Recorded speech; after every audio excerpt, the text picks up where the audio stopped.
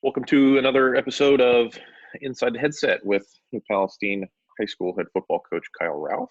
I am special teams coordinator, wide receiver coach Wes Anderson. Coach, we're talking about the second half of the Center Grove game from 2018, a game that we went into the locker room leading 21-6. And we talked a little bit at the end of the day yesterday. Sorry, these dogs. I completely lost my train of thought. Talk a little bit at the end of the day yesterday about how we felt going in the locker room, and honestly felt pretty good. Felt like we probably weren't done scoring, which was good. But talk a little bit about a couple of the adjustments we made, message to the kids, and we'll jump in here to the second half. I think it's 17-6. We had two. Oh yeah, 17-6. Yeah. Again, like I said yesterday, a little bit. The adjustments were pretty minimal here. We felt like the plan was working well to this point. You could start to see a little bit of what we had talked about, that conditioning wise, we started to kind of take the game over as this thing had kind of gone on, and I felt really positive about that. You add in a little bit of that factor of our kids, mentality. Like I said, they were really charged up. And so that, I just felt like that kind of adrenaline that we had that was kind of pumping would get our gas tank to probably get a little further into this game than maybe we were accustomed to. And they could kind of break through that wall and find a way to finish the job here. And so I was really encouraged by that. And I started, you could kind of tell their guys were starting to get pretty tired. And it is warm. It's not really, really hot in this game, but it's pretty warm. So, defensively, we just tried to shore up a couple of things on their spread because they had gone to it and it hurt us a little bit. We're going to try to get our linebackers. It's really difficult because we need to get our linebackers out into that kind of that seam hook curl window they've been hitting with some of those routes and stuff. But if we pre-widen those guys or we have them leave early, you're just going to get gashed by Carson Steele in the running game. So you really don't have – there's not really a great choice there other than we've just got to keep minimizing their gains essentially. And we talked to the guys about tightening their coverage up a little bit and talked to the backers some about, when you read pass, I mean, boy, you've got to really open up and get out there. Kind of made a little bit of a switch for, like you saw at the end there, for Luke to essentially be like a bit of a spy on Carson in those passing scenarios so that in the event they swing him out of the backfield or run a route with him, a middle screen, that at least we have a guy paying attention to him there. Really. I'll be right back. You keep talking. I'll be right back. No problem. Really offensively, there wasn't a whole lot that we had to go over. Our game plan was so tight anyway that there really weren't a lot of adjustments to make, to be honest. We just kind of talked to the kids about continuing to move the chains. Getting Charlie a little bit more involved now. We've run the ball pretty well with Zach and Charlie's ability to get us, 4 yards of carry, even if there's not much there, is going to be really important to move the chains. But we're still gonna lean heavily on Zach in some of the important moments here. When people expect Charlie to get the ball, they really had not handled Zach running the ball very well to that point. Obviously, we want to keep Charlie involved in the game. But yeah, I mean, there really isn't a lot that we're going to fix here. Again, we went into the game with an incredibly tight plan. So when you've got a really trimmed down offensive package for that particular week, there's not much that you need to fix or tweak anyway. And so again, like I said, a pretty calm halftime overall. I really felt great about the energy of the kids and kind of where they were at mentally. Not feeling like we've accomplished something already and I didn't, like I said, I didn't want to come in the locker room and see it almost feel like a party atmosphere, like, oh my gosh, we've won this thing. That would have been disappointing. It also would have been uncharacteristic for this team. But yeah, I mean, when I came in the locker room, it was, adjustments have been made by coaches, questions have been answered by coaches. It was dead silent. And the kids were just ready for the message and ready to go play. And I kind of felt like, all right, we're in a really good spot right now. We're in a good place, and let's go win a ball game. All right, well, let's hop in here. Get this second half going.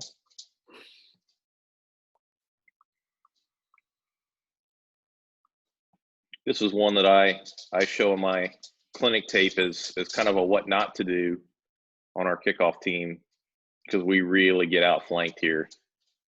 Yeah, and as I say all the stuff I just said, this happens on the opening kickoff, and it's like, oh boy. Yep. We talk about lane integrity quite a bit, and I've shared a little bit that we kind of give these three guys the freedom to do whatever they want, but those other 7 they have a lane and they have to stay in their lane. And they can't go down in here and start chasing stuff. And that's what happens. I mean, really, we've literally got 9 on the hash or over. He's supposed to be here. He is supposed to be here. So we kind of go down there and chase this thing, and they're able to reverse field on us. And, this is the big tight end that we keep talking about, who's really, really good. That's not a good situation for Riker to be in, honestly.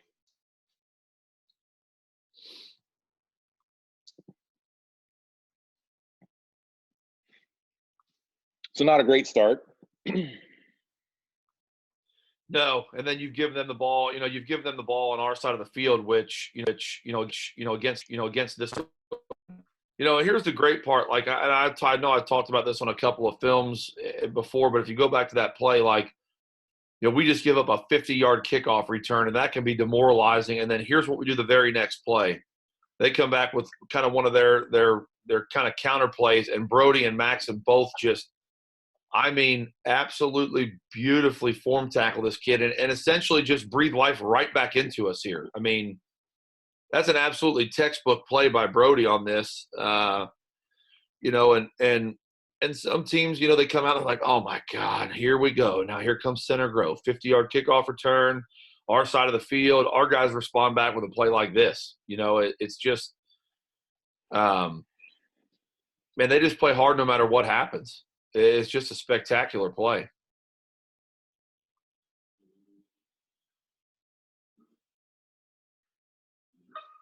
Here's another really good effort. We just get stiff arm, but Luke's got him dead to rights in the backfield. He goes up way too high for the tackle. All he's got to do right here is just cut through this guy's legs, and we've got a 2-yard tackle for loss. But it happens.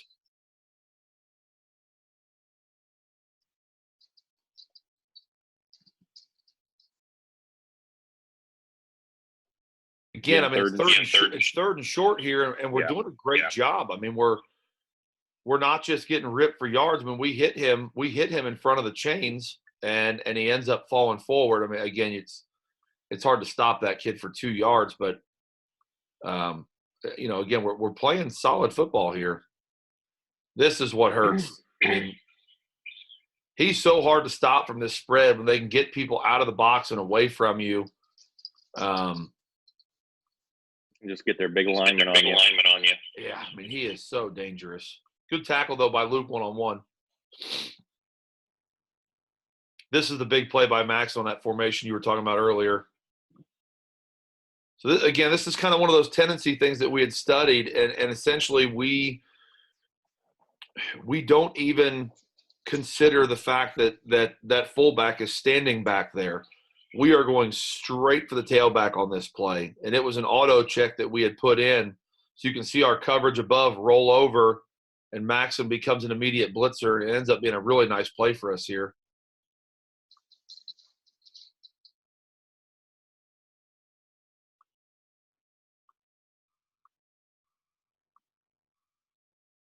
Now here's kind of like their wing fold.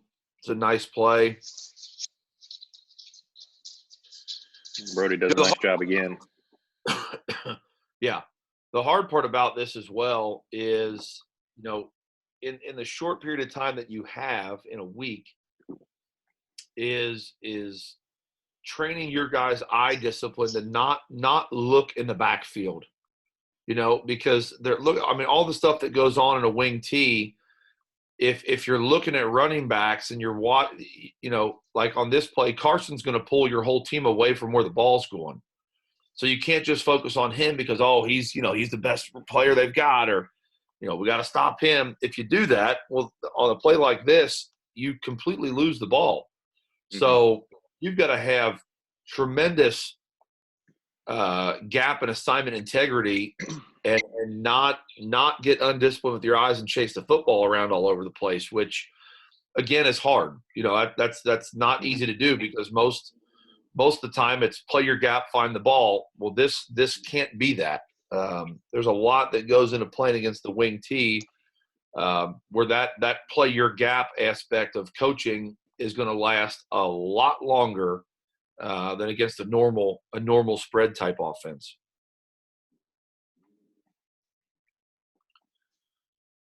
Wing tee's more of a play your gap, read your keys, find the ball. You got a lot going on in this. Good pursuit by us here.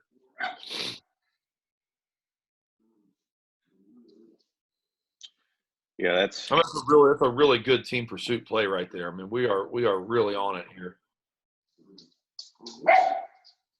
That's Kyle, Matt, Luke, Maxon. That's a party to the football right there.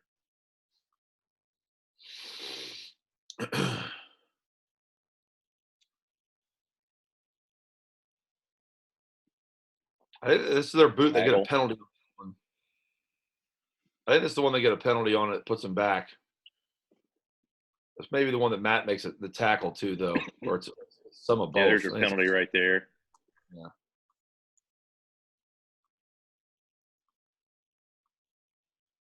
So 2nd and goal from the 18, not a favorable D&D for anybody.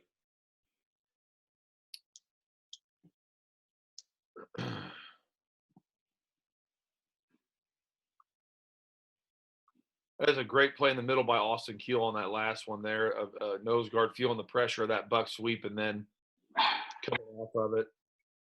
We do a really nice job on this boot too. That's another really great play by Austin. We get another holding penalty here. Will does a great job of an effort play. We make him throw this one away, and so we've really held well in the red zone. We forced 2 penalties with kind of just effort. This one's is another huge penalty here that we decline and essentially make them kick. What I didn't want to do is they had hit so many like deep shots here, and that's why I we almost blocked that one. Yep.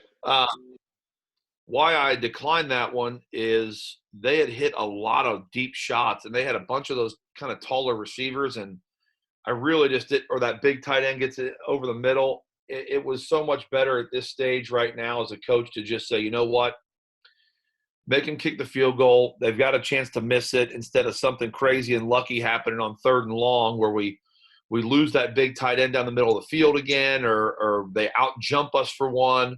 Just make them kick this. We're ahead. The score is going to be 17-9 at that point. So we're still a touchdown and a 2-point conversion away.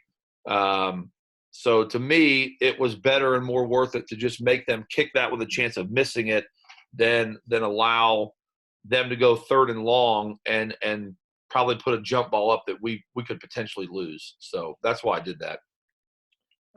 Little thing that you have to do when you play them, and let me go back to the opening kickoff. This is something that they've always done. I've talked about it. I call it burst kickoff. I'm not a fan of it personally, but it's just one more thing that you got to get ready for. So you can't see it on this clip, but you can see our adjustment to it and how we kind of come up and crowd the ball here just to protect. And then once they do their fake, You kind of see us readjust here. Just one more thing you got to get ready for. They do swinging gate sometimes too after they score a touchdown where they line up in that weird extra point formation. And it's just extra stuff you got to prepare for when you play them. It's going to be a touchback. I don't think we returned one the whole night, honestly. Yeah, that one's going to bounce in there. All right, so first drive of the second half for the offense. That twist kind of gets us their backside. Yeah. I mean, that twist stuff's hard to pick up. I mean, it's risky for a defense to do it, obviously, but if you catch them in a twist like this, boy, you can really crease a defense. But sometimes it pays off, and we don't pass this off at all, really. So they get us right there.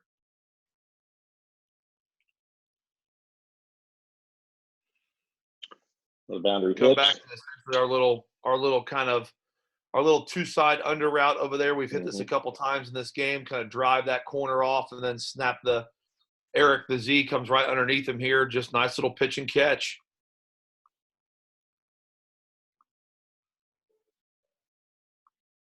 Yeah, Eric almost kind of turns us into a hitch. Yeah. But you're right. It was under. Really played a nice game here. Eric did. Good night for him. Now this is you might be getting ready to say this, but I don't want to steal your thunder here, but this is probably my favorite drive in your entire career here. I mean, because a couple of plays here, but from this point on, this is just straight inside zone all the way to the paint. Either regular inside zone or quarterback inside zone. Yeah, we don't throw the ball the whole drive here, and it is one of those things where this is a rapid succession of either inside zone to the left or inside zone to the right or quarterback zone either direction here, and I mean you can tell, like, if you go back real quick. Again, I know it sounds absurd coming out, but they really, you can go to that play right here. They really had gotten tired, and they had shown they were going to get tired. Our offensive line on this play just takes a lot of these guys for an absolute ride here. Our double team really sinks in here on the front side, and we get a huge push from the offensive line on this particular play. We lift that guy off of the ground right there on that initial contact point. But I think, Coach Buchanan would probably agree this may be one of his favorite drives in the history of New Pal football as well, because, I mean, we just put it on the offensive line's back right here. And you can see right now, that's why I want you to pause it. The speed at which we're going right now to keep them tired and here's the thing about this. Our kids, inside zone's a pretty simple but complex play. But our kids thrive on this. I mean, they when we were doing these repeat plays, they know Coach has confidence in us. We've got them going. We're chunking yards out. So here's what I want you to notice about this play. When we snap this football, okay, here's how quick we're moving here. And this is why, do you want to run? You want to run 35 different plays a night and have this massive playbook and stuff like that? We are snapping this ball. Look at where the chains are. Look where the chains are right now. The chains are still back at the previous first down. We're moving that quickly. The down marker has moved. The officials have moved. The ball's been set. But we are beating the chains aren't even close to where they're supposed to be. And the ball's already in Charlie's stomach. We're moving that quickly here. And we've got them on their heels a bit. They're a little bit tired. Our guys are pretty fresh. We're starting to feel it. We're getting that momentum. And this is literally going to be a absolute warp speed series of inside zone right at you. And it really gets our kids, again, kind of charged up and in the mode to keep on going here. So again, the chains aren't down. Snap the ball, 10 yards. Go ahead and roll it. You can play the thing now. I think you talk a little bit about this in your offensive philosophy clinic presentation, but I honestly think this drive is a perfect example of how we take advantage of a 40-second play clock as opposed to a 25-second play clock. And, Indiana being one of the pilot states for the 40-second clock, um, we're able to go faster. And there's another example of it because, correct me if I'm wrong, but in the 25-second clock, they wouldn't mark that ready for play until the chains were set, Yeah, I think. correct. Yeah, we So, usually would be standing there waiting. So so here goes the now quarterback we zone. yeah, we've got Charlie's had two big rips at it now. Now we switched it up. We go quarterback inside zone. Now here's another huge rip. I mean, again, there's nothing complex to this. It's good, sound, simple football. Here's inside zone to Charlie again for another 8 yards or whatever it is. And again, I mean, we're feeling it. Like, Zach's already looking to the sideline for the play. He knows what's coming, but he's got to get it. I mean, but that's what we're doing. I mean, and look at them all. Look at Zach. The play's down. Zach's head turns. Like, okay, coach, I think I know what's coming, but let me take a peek. Yep, okay, inside zone again. Got it. Let's line I could have guessed. Yep, here we go. Yeah. Indiana Black. Okay. Not a hard guess. Here we go again. We go quarterback version again. Zach squirts another good one through for another big first down, runs his feet, finishes through. I mean, you can start to feel it. We're really taking this thing over right now. And when we've got this kind of momentum, I mean, it's not hard as a play caller to, keep letting these guys do work. I mean, really, that all. I'm an offensive lineman. They get in a little bit of a groove and a rhythm here. You let them keep on going, and Zach runs this one in for a touchdown. I mean, really, it was a simple but spectacular drive. There's nothing incredible about this. This isn't going to make a lot of clinic films. It's not going to that drive is not going to sell online for $99.99 of two easy installments. I mean, it's going to win football games though, and that's what's most important. There's nothing incredible or flashy about that drive except for to a real football fan or coach watching the execution of our kids and the intensity they play with. That is what's special about that drive. And to answer their 3-point drive and that big kickoff and to come back and literally just march the ball right down the field. To me, this was kind of the dagger. I know there's a big play coming up on special teams. I know that we're going to score again here, but to me, this is the one that's got to put a lot of doubt in their kids' minds of like, oh my God, can we stop them? And they're getting really tired. And for our kids, it's like, you know what? We're going to do this. I mean, we're going to make this happen. We're going to win this game. So, and look at the fans. Holy cow, man. Unbelievable. Yep. Really the first time, you said it was a dagger. I mean, I feel like this is a point in the game when our kids knew that we stepped on their throat. And I think their kids knew that their throat was just stepped on. And you know what I mean? Like I think both sides at this point know, well, this is going to be about it.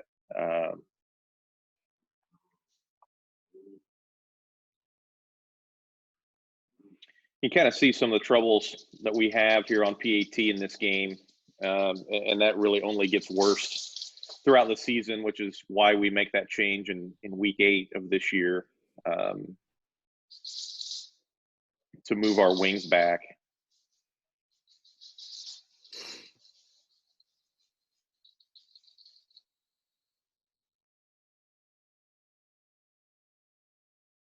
Again, I don't think this is exactly what we wanted on this kickoff, but it works out in our favor. This kind of little like.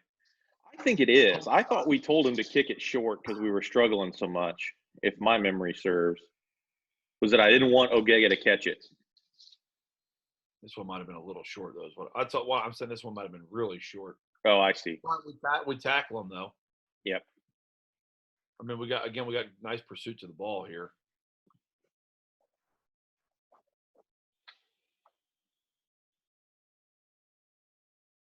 Good Lord, is that kid hard to tackle? Yeah. Yeah, you were talking about a great play. I think this was on Kyle's highlight film. So Kyle's the read key on. You talk about our guys and stuff, and what they do. So Kyle obviously hasn't come off of the field. He's playing offensive line and defensive line, and he's on every special team but two of them. He's the read key on this play, does his job, and then sees that Carson breaks 3 tackles here in a second and gets loose. And as a 200 and, I think this time he's about 230 or 35-pound defensive end, actually hustles 20 yards downfield and chases Carson and tackles him out of bounds here to finish this playoff. I mean, again, why do we win games? Because of things like that. I mean, that our kids' relentless effort is what makes us so great. Here's another great play by Luke and Kyle again. I mean, that's one play after Kyle just sprinted 30 yards. He does this. He stuffs their entire double team, comes off the play, and then assists Luke in this tackle for a half a yard gain. I mean, that's what makes our team good. The kids' attitude and their effort. Another great job here by Luke and Austin squaring him up in the hole. Well, and you talked a little bit about the conditioning piece, and I think that's a factor right here because honestly, when you start watching some of this drive, our kids are making great plays, but the execution among this group, I think, really starts to fall off. We're shedding blocks that we weren't shedding early. They're missing. They're playing a lot higher too. Yep. It also is hard to adjust to those kids. It takes our kids again, we talked about this a little bit in the Valpo game and the Center Grove game as well, but the adjustment period for our kids going into a game like this, they've got an offensive line that was full of kids that were 6'3", 4, 5, and 260 to over 300 pounds. And we don't have the biggest kid on our roster in this particular season was probably Austin, and he was 6'1.5", 6'2", and 260 pounds. Maybe Kyle that was 6'4", 235. I mean, we don't have anybody like that. So throughout the week, you're going against scout team guards that weigh 185. That's just what we've got. That's just what we have. And, the adjustment period of playing against kids of that size and stuff is really, really difficult. So there's not excuses. That's just fact. I mean, that's definitely a major hurdle that we have when we go into the 5A playoffs or play teams like Center Grove. By the way, it's a great job by Austin here of doing his job. He's got C-gap contain on this one and sees Carson run the swing. You can see CJ's our linebacker. We talked about that halftime adjustment. CJ loosened up a bunch to get himself wider into the hook curl and then ends up not going out there for some reason, but at least he took it away pre-snap. But Austin goes out with this flare, and then you can see Luke, who's supposed to be spying Carson, he runs out there with him as well, and we take all the routes away, including the quarterback's kind of safety valve. And honestly, this becomes a two-man pressure, and we get a quarterback hit off of a two-man pressure, which is wild. Matt comes back in here late, but really, man, it's a two-man pressure. Great hit by Matt too. Yep. So it's a 4th down stop.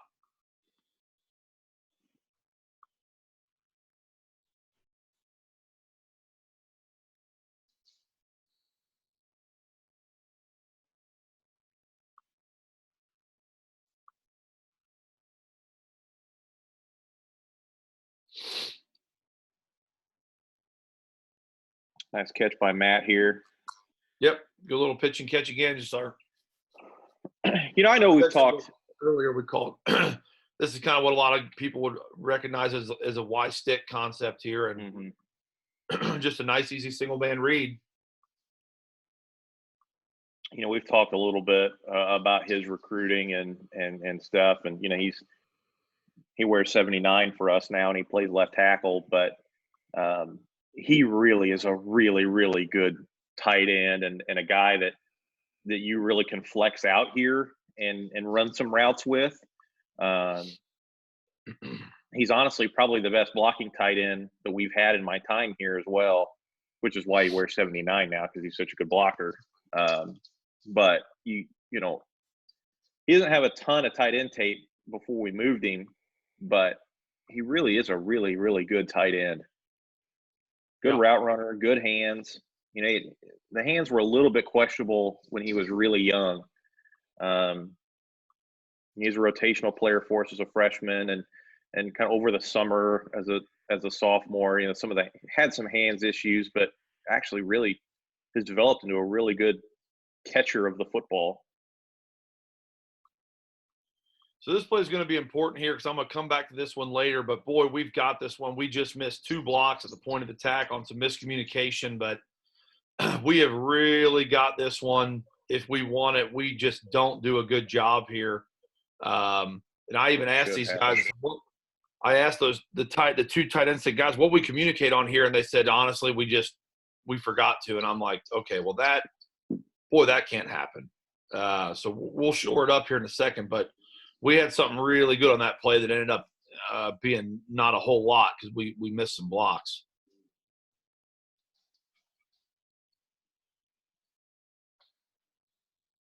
Well, there's a little foreshadowing of some events to come.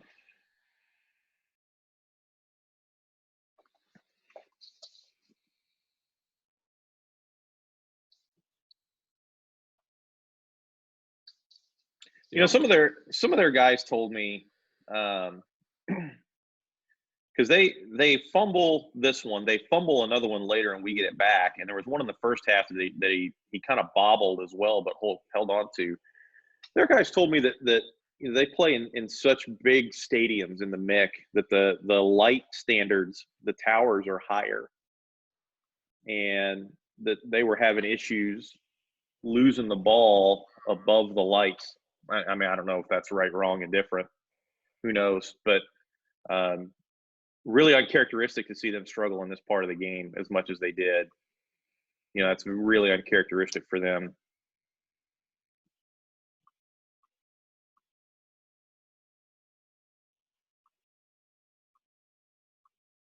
Missed the start of this one. It's buck sweep.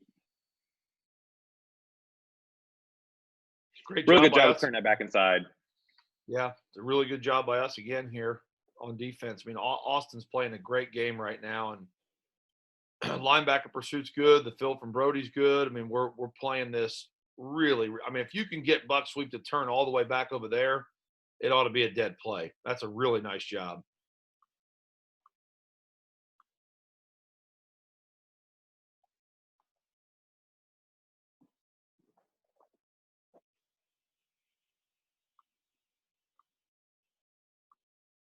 Third and a foot. Here comes the big boy. Third and a couple inches. There's not a lot of mystery to what's going to happen here. And and the hard part about that is you're not going to stop it. So go ahead and get your 1st and 10 call ready for defense because you're really not stopping them. Here's another holding penalty. Austin Keel, I know we've talked about him quite a bit, but boy, he's such a great player. I thought he's one of again, we've talked about these type of kids quite a bit throughout this series, and some of the kids that are really undervalued. The running back from Michigan City, I thought, was just spectacular. The quarterback from Cathedral, I just saw the other day, he is Cathedral's all-time leading passer. I mean, that's remarkable. Yeah, I mean, what else are you looking for? I mean, you're Cathedral's all-time leading passer and can't even get a sniff, and you're a winner. You're a proven competitor and a winner. For us, Austin Keel's one of those guys that fits into that too. I mean, I'll tell you what, he's a 3-time first-team All-State player and an IFCA top 50 player, and that kid could flat out play the game. He was a tad bit undersized as far as his frame and stuff, but boy, I'm gonna tell you what. I mean, he went to some of those camps in the summer and went to Division I camps and won the Lineman of the Camp awards. And boy, he was really undervalued in a lot of that stuff. And I think, boy, to tell you what, he a great player. And again, never coming off the field. So here's that hook curl window we want to get out into here. And we just don't quite get there. Matt doesn't open up and get wide enough here to get himself into it. He's got to open and sprint more. But that's what we had talked about at halftime. We want to get out into that window, and he's about 3 yards away from it here. And it's really hard for the secondary to cover these type of routes with no underneath coverage whatsoever. So they're they're kind of picking us apart on him, and we've got to fix it.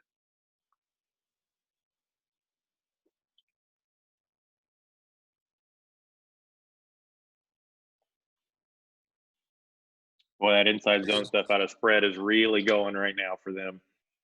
Yeah, I'll tell you what. I know that Carson was hurt last year too, but you want to talk about a kid that's disgustingly undervalued. I mean, I'm really not sure what else you're looking for. I mean, Charlie for us was one of those kids as well. I mean, you would talk about undervalued, and it makes no sense whatsoever. But I'm going to tell you what. I mean, Carson's right in that same boat. I know he's got a couple FCS offers, I want to say, but I'm telling you what, this kid is again. I don't know what you're looking for. You know, if you're college or something, I'm not sure if you're not interested in this dude. I don't know what you're looking for. And Charlie was a lot the same way. I'm not sure what you're going for here if this isn't what you want. I mean, this kid's, again, in this tape is a 220-pound sophomore, and he can make cuts and stuff like this and just seamlessly kind of gallop through the hole and make a jump cut. I mean, what do you want? I'm gonna tell you. Here's the scoop, and I'm gonna tell you. This 2018 season, we saw a lot of really good players. Even just in our conference, Eli Pankold's at Duke now, who was a receiver at Pendleton. Luke Bumbelow plays basketball in the MAC at Newcastle. He had Division One. Bumbelow had Division I football and basketball offers. I mean, you would talk about an athlete. Yeah. So you've got the 2 or 3 kids from Michigan City, one of whom's at Purdue now. The 2 defensive ends from Decatur, and Kenny Tracy, and Larry Tracy, who's at Indiana. I mean, we probably saw 12 or 13 Division I kids throughout the course of this year. And I don't say this to slight any of those guys because they're all good players. But if you ask me if there's anybody on our schedule in 2018 that I would want on my team, that's the kid right there for me. Everybody may answer that differently. And like I said, Eli Pankold's a great player. That dude had like 5 or 6 touchdowns for Duke as a true freshman last year. Bumbalow's a great player. I would take that dude 8 days a week, personally. Just my personal opinion. He's a really, really good player. Again, it's just like his body lean when he runs the ball is tremendous. I mean, he accelerates in and into and through contact. I mean, he's really, really good. He's a really good player, and he's hard to stop.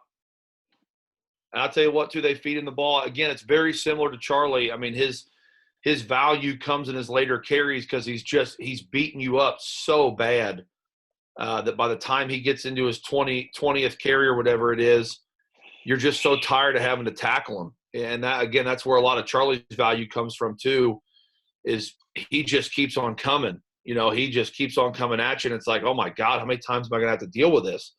And I think Carson's a lot the same way. We had another penalty here. They pretty much tackle us. But, I think Carson's the same way. It's like, oh, my God, how many times am I going to have to keep tackling him before this game is over? So fourth quarter now, 24-9. Boy, Luke Canfield makes a great rally to this ball. You can't really see it on this film, but about right now, he's beat pretty bad. Yeah, he's beat. And comes back on a ball that's honestly maybe just a touch underthrown, but really not that much. We do this drill in practice every week. It's we call it the recovery drill, where I put the DBs in a losing scenario, and they have to go recover from losing and not panic. And the whole part of the drill then is to split the hands. And you can see him as soon as that receiver's hands come up, he matches that receiver's hands with his hand.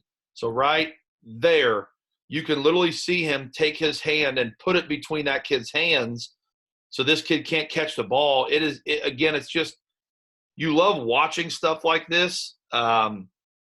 Was his technique early in the play good? No, he kind of bites on the little stutter and go a little bit. But it is so refreshing as a coach to see one of your kids use the drills that you do in practice. Yeah, use the drills that you do in practice to apply to a game. And again, we talk during this drill, we talk about why do we do it? It's to teach you to not panic because the play is still live and you can still make a play, to teach you to not panic, and then to give you the tools on how to prevent that big play from happening. And man, is it refreshing. I'm down here at the bottom of the screen, and I'm gonna tell you what, I mean, I'm gonna pump him up here in a second and give him a little slap on the helmet and everything, because it is such a great play, and especially as his DB coach, to see him execute like this is fantastic. That's a huge stop. Huge stop. So we get him to punt. You can see him looking over at Riker here. He's literally staring at him right now on this punt. I mean, he's literally – we're on the same hash where we had just blocked one. He is literally staring at Riker. I think that's just so good. Obviously, they're great coaches too, so they've coached this up. They're not going to let it happen twice. Yeah. But it's so funny when you talk about the adjustments. It's obviously not just us that make adjustments. I guarantee this was, hey, bud, listen, when we line up for a punt, you better find their corner and make sure he gets blocked. So he's literally staring at him. I think that's really funny. Yeah. So one of the, a couple of the things that they do here from their punt that you'll see if you watch them semi-regularly, the majority of the time, this is how they'll come out and line up. And what they'll do is they'll take these tight ends and they'll kind of stand them up and they'll motion them out here to be single receivers. And then those wings will kind of step in a little bit, and those wings will kind of fold in off the tackle's butt like this. But we saw once in a couple of instances when they got spooked, I'd never seen them have a punt blocked. But when they had a couple teams that try to come after them, almost do that, they would get really spooked and they would bring everybody back in, and they're just going to try to be sound and be solid and block this thing inside out, and almost do it like an NFL style pro punt. Here's another example right here. Yeah. I got him. No, you take him. I'll take him. And honestly, we're not even coming after it. They call timeout. Which we talked about this in the I don't remember which one it was when we talked about our punt block philosophy, and I talk about disruptions and wanting bad things to happen to our opponent. This is one. Well, we didn't do anything. We did nothing here. We're not even rushing this punt. It looks like we are, but we're not going to, just because of the game situation. But we give them a call timeout. That's good enough for us. So you can see right here. I mean, we half bring our three defensive linemen, and really we're not even doing that. To be honest, I mean, Kyle's going. Those other two guys are just kind of standing their ground.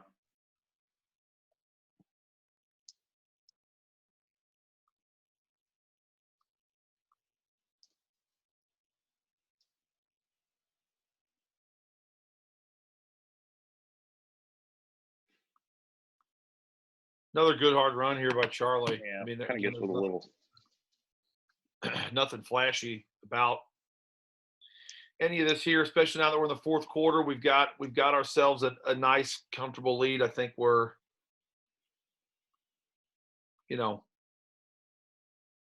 let's burn some clock up here. We don't block very well on this one. This is not a good play here for us.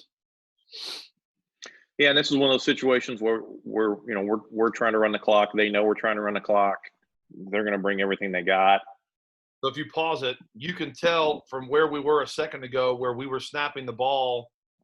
If you ask, some people ask, well, Coach, how do you slow down? I just don't call the play, and you talk about operating clock. If you look behind you there in your top left corner of the screen, there's 14 seconds on that game clock now. Whereas before, you saw a snap in the ball before the first down chains could even get set. And then those guys started really hustling and moving the chains pretty quickly. But we are deliberately now bleeding, 25, 30 seconds off of – we're trying to keep a little bit of rhythm right now.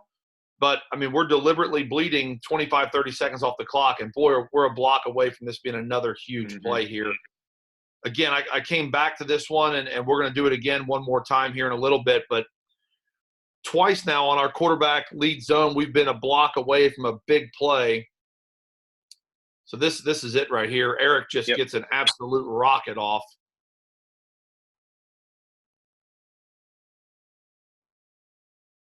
He just misplays the ball. Mm-hmm. This is one, another one that almost doesn't happen because we almost get this blocked. I just kind of pumped Matt up a little bit, but he and I had a long conversation after this one. I was pretty disappointed. I felt like he was starting to get tired. His effort really kind of went down, and that is not the dude that you want to let run free right to your punter right there. And Matt just kind of turns his shoulders and just kind of lays some hands on him and doesn't really take him on the way that he should.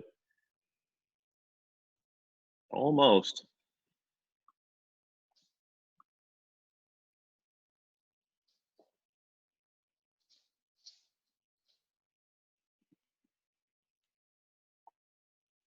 I mean, that ball's from our own 12, and it lands on their 40.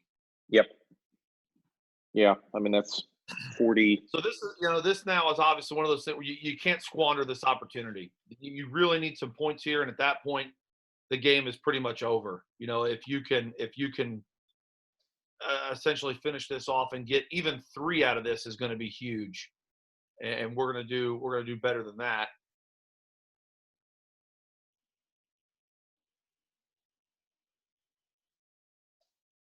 Right back to good old inside zone. Really good run here by Charlie, keeping his feet pumping.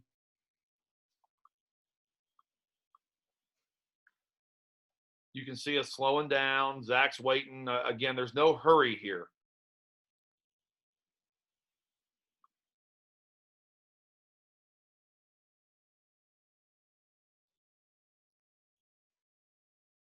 Same thing for us. Third and a little bit more than a yard.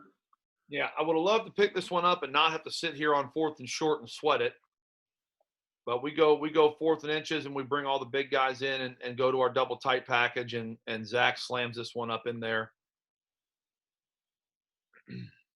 Not all that unlike what we did with Lincoln late in the game against them in the following year here. Everyone's going to probably sell out for Charlie and almost use him as a bit of a decoy, and then here we go. This is it. Yeah, this is it right here. This is I mean, really the game ender now. We get the blocks picked up. Zach gets inside of that one, and touchdown. Just makes a really great run to the pylon here. Another big moment, I can remember, the roar from the crowd in this one was pretty big. Really great block here by Kyle on this play. Matt does a nice job. Cade, actually, his guy doesn't even come up, so he turns back, and he really shouldn't. But really great block by Kyle here. That's a huge block by him. That's a big play. Really, really big play, obviously. And that one, I mean, they're not a come from behind type of team. So in my mind, that one kind of did it. Now we've just got to not give up a big hitter, not give up one of those big one-off type plays. And there's a squib. Again, not quite the depth we want here. He kicks this one pretty short, but yep. At least we tackle the ball.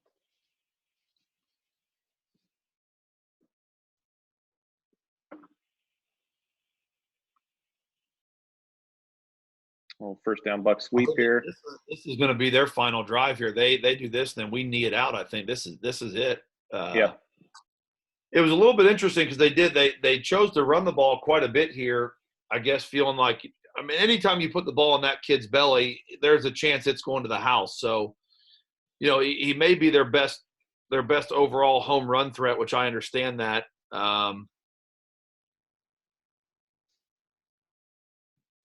But again, when you're doing this, the clock is running. And to me, at this stage of the game, that's perfectly fine. Go ahead. So they really feed it to him quite a bit, and they throw a few passes in between here. But essentially, this drive, we keep them. We talk to the boys about staying on the chains and don't let them get above you. Make them chunk short yards here. The only thing that can really beat us is essentially a home run ball, onside kick, and then another big drive. So we get we get held there and don't get it called. But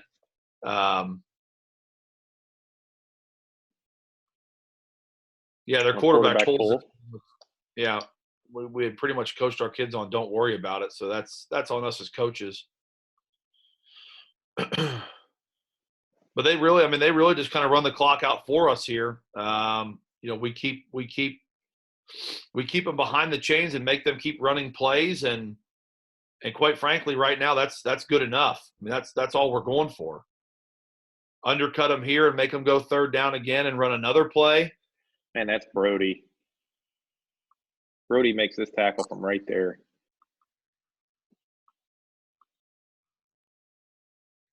Yeah, I think in this game, Maxton had like 20 tackles and Brody had like 18. I mean, it was wild. We set it up to be that way, but it still is unbelievable how well it actually worked. This is another hold that I don't think we get. I mean, we literally get tackled here. I mean, physically tackled, and don't get that call. There's another quarterback pull. Yeah, so now we've been a little bit more disciplined to it, and we stopped that one.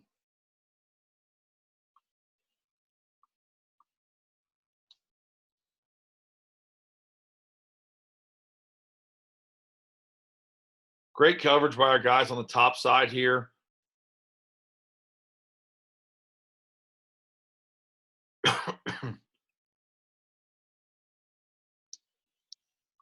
It's actually a block in the back there as well. We don't get that one. I think this is the one that Jackson gets hurt on. Yeah. Yep. Really nothing about this play. It's just it happens. He kind of bangs his head on the turf as Kyle tackles him, and I'm not sure. I have no idea what happened. I have no clue. There's nothing malicious to this. It's just a tackle on. You can see him. He kind of hits his head on the turf, and I'm pretty sure he didn't miss any game time. He comes out for the rest of this game because, and I agree 100%. Anytime in the game of football that you've got a potential head thing, and the officials do get to assist in making that call, you've got to get that checked out, and so he has to come out for a play until he's evaluated by their team doctors, and it ends up that one play is fourth down. So he doesn't come back in this game, but I'm pretty sure he was fine and there wasn't anything wrong. But then this is Taven as a freshman who, if you've been watching this series, just played against us in 19 then as a sophomore. So yeah, this is the same kid, just a year younger. We actually get our hands on this one, but this is it. This is fourth down here, and this is going to end the game. We have to run the ball a couple of times here to just get the math down to where the time on the clock says that we can take a knee essentially. So I think we run the ball twice to get it underneath where we need it to be time-wise, and then that's it. It's going to be victory. Yeah. So there it was. So we just had to get the math down to where the time on the clock essentially allowed us to take that knee and finish the game out. So, 2018 Center Grove. You talked a little bit about this yesterday, kind of at the end of the video, but honestly, I think a program-defining win right there. I mean, it's week 2. There's no ring associated with it or no trophy or it's a regular season win, but it's a regular season win over a 6A opponent. It's a regular season win that I think a lot of folks outside our program thought we would never get. I remember some of the conversation. It's always like this with us, on the message boards. Tiny little new pal can't do this or can't play with this team, or they're so much bigger than them. And I mean that's happened time and time again. It's happened with Center Grove. It happened with Valpo. It happened, I mean, Cathedral's a little bit different. They're not bigger than us, but, the parochial piece of that. So, another example of, in my mind, a lot of folks that say, New Pal can't do that, and then we just go out and do it. I think a really, really important win in your time here. Yeah, it really, again, it's a regular season thing. And so like you said, there's not a lot really attached to it other than the fact that it just means a lot. Like I said, a few years before I even got this job, I mean, really not long before, New Pal was a 3A school, and then rose up into 4A a little bit as the area grew some, and we're still, like I said, right in the middle of that pack of 4A. We're not even one of the bigger schools in our conference, let alone in 4A, and we've now been in 5A for the last 5 years, 5 years, and this one coming up is going to be 6, and last year's championship guaranteed that we're going to have to stay in there for now a total of 8. So a school our size to maintain that level of consistency, to me, is really impressive, and something I am extremely proud of among our kids and our staff for what they've done.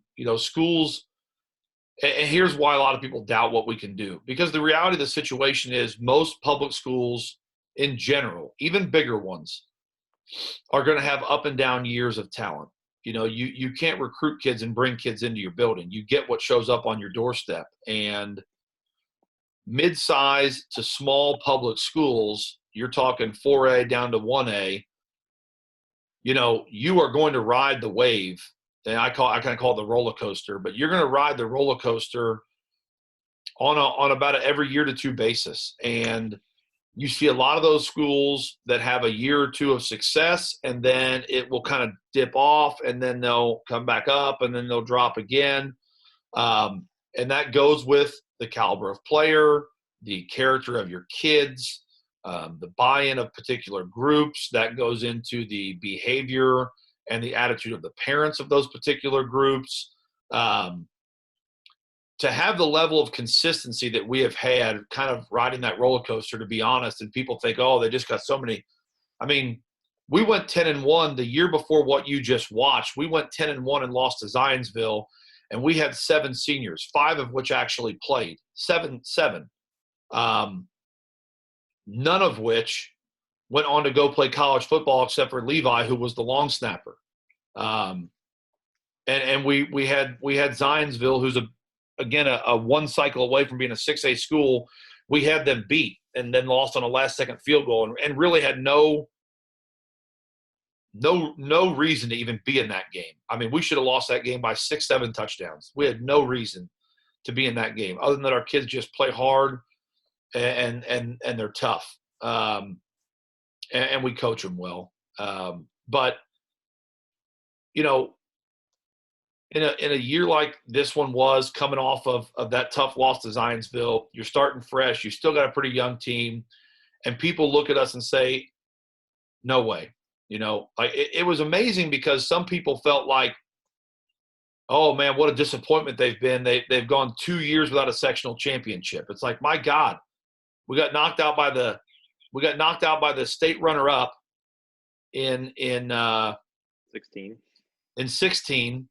And then, a really good Zionsville team that gets knocked out then in the regional beats us in that sectional. It's like, and we're playing a division above where we belong. And people are like, boy, are they losing it? Is it just 2 disappointing seasons? It's like, look, in those 2 years, we went 19-2, and I'm gonna tell you what, there's a part of me that felt like that record very easily could have been the opposite of that with what we had. So.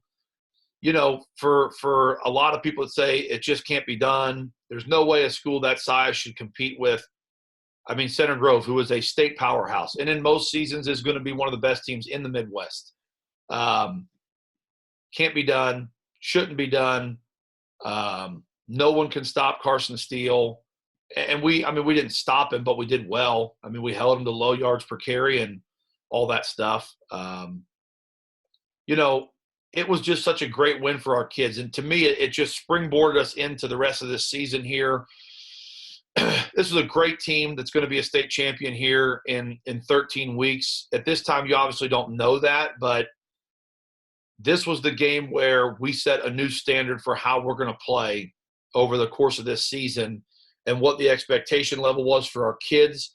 And I think once we established how good we could be and then what that standard was going to look like for this team, that's what really made this group special. Is each week they just kept coming back with a purpose, and we held them to a really high standard. But there's no question. I mean, after this game, oh God, it took me, I bet, half an hour to get up to the press box from the end of this game because everyone's on the field, students are on the field, coaches are on the field. They're excited, they're happy.